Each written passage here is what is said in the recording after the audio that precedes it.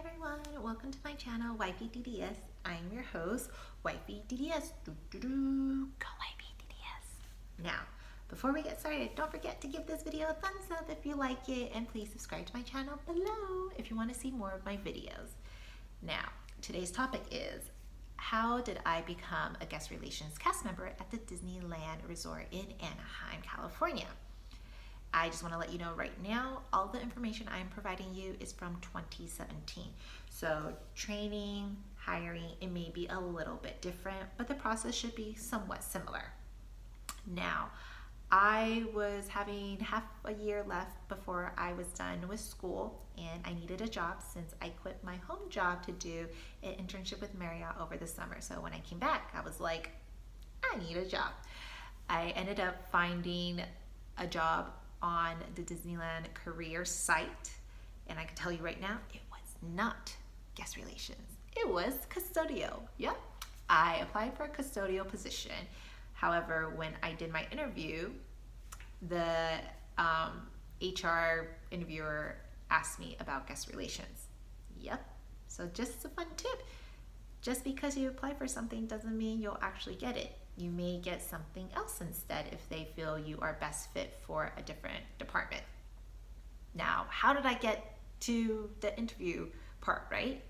Well, first, I submitted an application which consisted of basic information, my resume, cover letter, my availability, and tip number one is you want to be as open as possible, especially with Disney. Since thousands of people are applying for the job, you want to make sure you are open any day that obviously you can to be available to work, especially they're looking for weekends, morning, afternoon, nights, you name it. And second is, if the position you want is no longer available, do you have a backup? And they'll say, please select, your top three choices, and they'll give you a list of other departments that you could choose from. I personally chose, I believe it was a Disney help desk, front desk for hotel, and then I think it was retail, but like I said, it happened a while back, so I don't fully remember. I did apply towards the end of July, beginning of August, and then my whole process took me personally about no more than 3 weeks to find an answer. And also with the application, they do ask for a nickname. My nickname was Smiley because I'm always smiley, which is ironic because now I'm in a dental office. But yeah, so after I submitted my application, I got an email within 24 hours to do a personality test.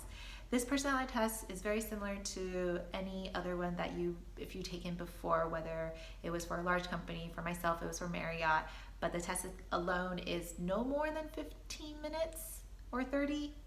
I think I did it in like 20 minutes.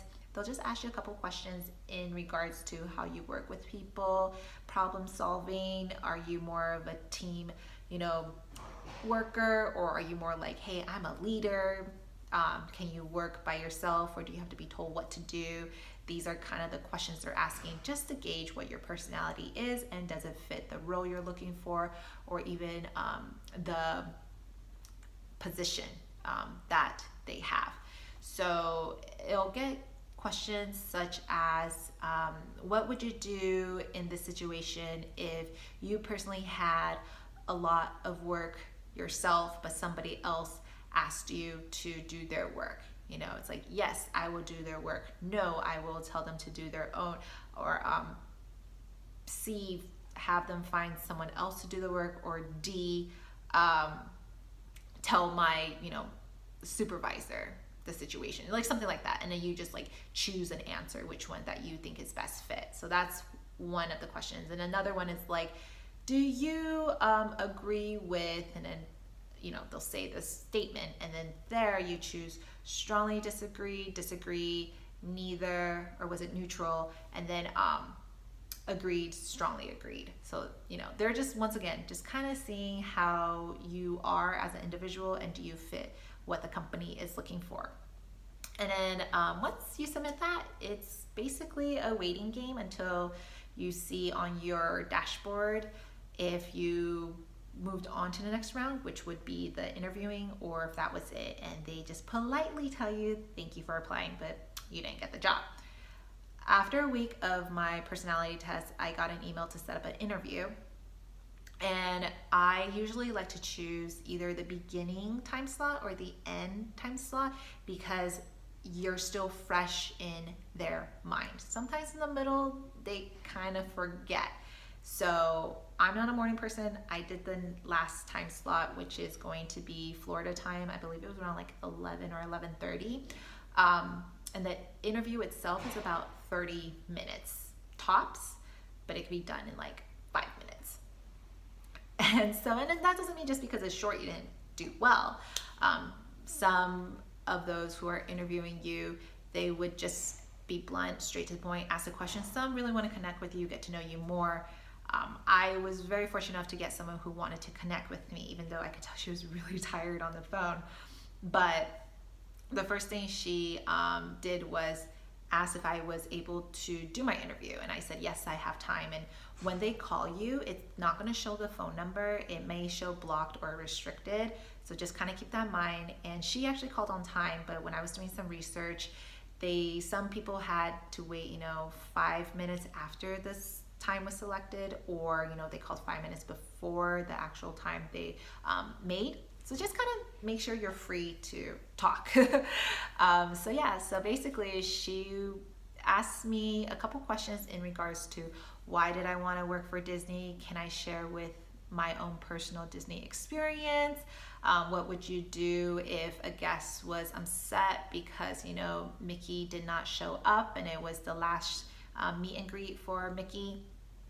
And then I started to notice like all these questions he's asking me has nothing to do with custodial in a sense as far as like the job skill itself.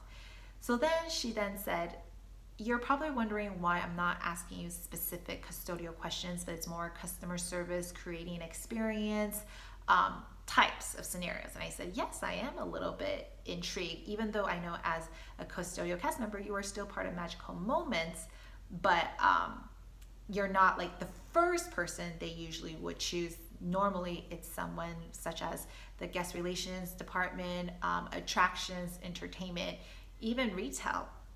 And she says that is correct. And I'm glad you mentioned guest relations because after looking at your resume, I noticed you will be a better fit to be in the guest relations department than custodial, just based off of your experience and the answers you provided to my questions. And to be honest, I was floored. I was like, oh my God. And then I asked her, I said, are you sure? Because I personally thought guest relations was only internal. They don't hire, externals. And she says, that is true, but we are also given a discretion if we feel the applicant who is applying for a position is better fit for guest relations. We are able to give that applicant an option to which they could choose to accept or decline. And I was like, okay, so what's the next step? And she goes, well, the next step is, do you accept the position or would you rather stick to custodial? And another alternative would be to work at one of our hotels for front desk. And I was like, and she goes, oh, I do think you're pretty good with hotels too, just because of your resume and your background. However, you will have to go through a second interview with one of our front office managers. And after that, then you would know if you got hired versus right now, if you do accept the guest relations, the job is yours, you're officially hired, and I will send you information in regards to the next steps of our hiring process. And I was like, oh my goodness, I really could not function. I was just like, how did I go from custodial to guest relation? It was just like mind blown. And secretly, I actually really wanted to be a guest relations cast member, not because they get to wear the cute costumes or they get to do like the celebrity tours or the holiday tours. It's because I truly thought being in guest relations, you are like the first point of contact to create almost anything and everything when it comes to magical experience, because that is one thing I truly loved about working for hotels is you're part of birthday celebrations, engagements, wedding anniversaries, weddings, you name it, just like happy moments in life, even gender reveals, which is pretty fun. So I, of course, accepted the position. I was like, yes, I would love to, be part of the guest relations department. And then from there, I was given, information on when to do my orientation. And then that part is just like a small group and is from pretty much like different departments. And then you just go, they do like a mini HR session just to give you an overview. They take your headshot for your Blue ID. And then from there, you set up an appointment to do your actual I'm so sorry. It's been a while since I had to talk about this. But basically, you set up an appointment. I believe it was like a 2-day or 3-day, or maybe a week, maybe 3 days. Someone on YouTube will probably correct me. But anyways, it's basically like a pre-onboarding orientation where you learn about the company. So you haven't even gotten to your department yet, but you're officially hired. You learn about the Walt Disney Company. You learn about the 4 keys.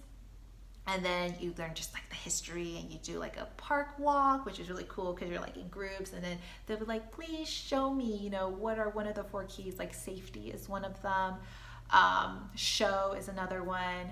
I know I should remember more. It's only 4, right? But like I said, it's been a while. So then after that, then you get information on when you physically go to your department training. And then from there, for me personally, it was a 10-day training process. And after 10 days of hardcore guest relations training, where you learn how to do the City Hall chambers, how to do the Make-A-Wish Foundation, that room. And then, the like outside kiosk, they call it Gill. It may be different now, but the outside kiosk, you know how to do that, how to properly see who is approved for DOS, because you have to ask your questions, how to know when to do the red tag. My favorite, writing buttons. That wasn't part of training, but I love writing buttons. I can write buttons all day. And then how to handle any guest concerns, and of course use their system, Magic File. That's the one thing I really remember was Magic File, but like their system, and then how to properly cash out your drawer if you have a cash drawer, or if you just had a credit card, or if you had, obviously if you have cash, you have both. So yeah. And then after 10 days, you basically get tested. It's called PA, Performance Assessment Test. And this is where it gets scary for someone like myself who is an extern. If I did not pass my PA, that's it. I get let go from the company.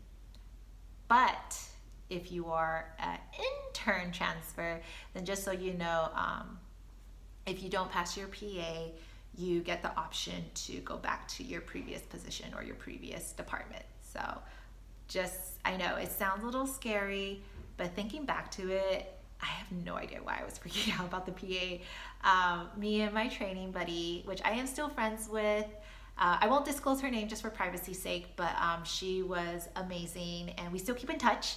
And she still works for the company, but I had a wonderful experience with the guest relations department in regards to connecting with people. But I will be honest, that's probably 5% of the job.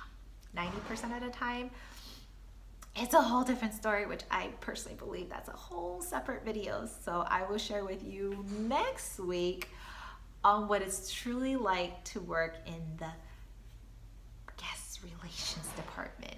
But once again, this is just my own personal experience, my own opinion. I just know there's not a lot of videos out there on it. So, for someone who thinks it's like, oh, you do celebrity tours and you do holiday tours and you look so fancy and you're like plaid costume, it's more to that.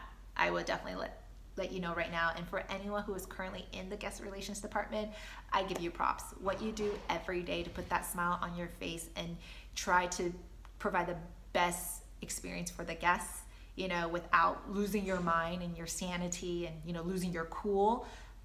Keep doing what you're doing and know that it doesn't get unnoticed, okay? Until next time, bye guys.